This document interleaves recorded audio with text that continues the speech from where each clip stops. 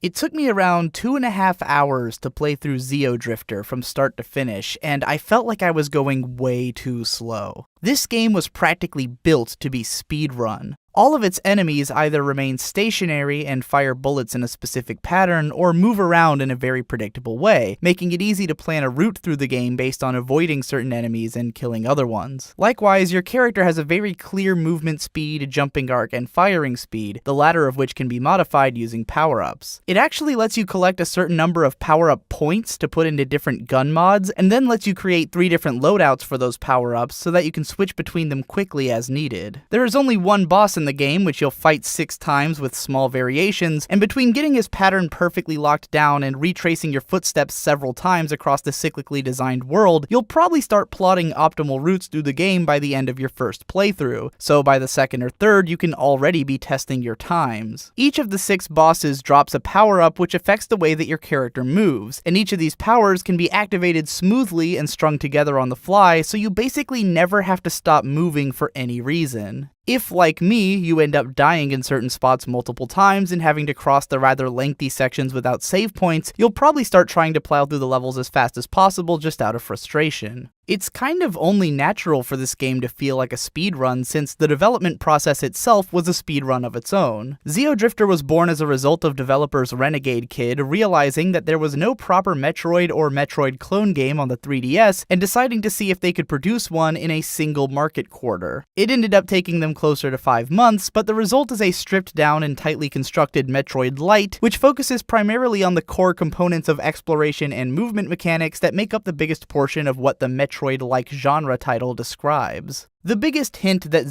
Drifter is basically a Super Metroid speedrun made into its own game would have to be the sideways and upward dash moves, which kind of look like the animations of the Super Metroid Shine Spark. For those who don't know, Shine Sparking is a technique in Super Metroid which is almost completely unneeded for completing the game normally and only has a handful of obvious uses for collecting secret stuff, but is vitally popular for getting through certain areas in Super Metroid speedruns. Shine Sparking is somewhat difficult to pull off just right without getting the hang of it, but Drifter gives it the ease of a button press as it streamlines its focus purely on the faster elements of Samus's moveset. Drifter is a fun little diversion which I didn't mind buying at the sale price of $2.50, though I'd be hesitant to recommend it at full price if you weren't planning to play through it multiple times and maybe try to beat the current world record speedrun. After playing through the game though, I found myself with a sudden and severe Super Metroid itch, which that game just didn't quite scratch, and that's when I noticed that Axiom Verge was still 30% off and decided fuck it, I'm not waiting for it to get any cheaper. Speaking as someone who is a big fan of the 2D Metroid games and has played a lot of Metroid clones, I can say in full confidence that Axiom Verge is the best one that I've played, and even that I nearly enjoyed it as much as Super Metroid itself. This game nailed a huge amount of what Super Metroid got so right while adding its own twists on the formula and even improving on the overall level design in a lot of subtle ways. However, interestingly enough, the one aspect which this game didn't really copy is the movement mechanics. The player character Trace moves pretty slowly compared to Samus, and he never really gets any kind of major speed boost or anything close to the Shine Spark. This isn't to say that his movement mechanics don't get expanded on, as they do in a lot of interesting ways, and the methods for getting around the levels continually open up as the game goes along, but there really isn't the same feeling of fast and smooth control over the character that Samus has throughout the later Metroids. It's kind of funny that Axiom Verge even has a speedrun mode, because while I do think it would be a fun game to speedrun, it's for totally different reasons compared to Drifter. In Axiom Verge, a speedrun would be all about planning the route. This is a game which continually rewards the player for being observant about its level design, and for testing out all of the tools at their disposal in every room and on every surface of the game world. For instance, a lot of its long vertical shafts have ways for you to climb up through the walls, or certain spots where if you jump down you'll fall straight to the bottom, which may not be obvious at first. You'll find these kind of routes out of natural curiosity, as the game encourages you constantly to be on the lookout for hidden items and areas, and utilizes a massive array of teaching tools which I could honestly write a book about if I wanted to. If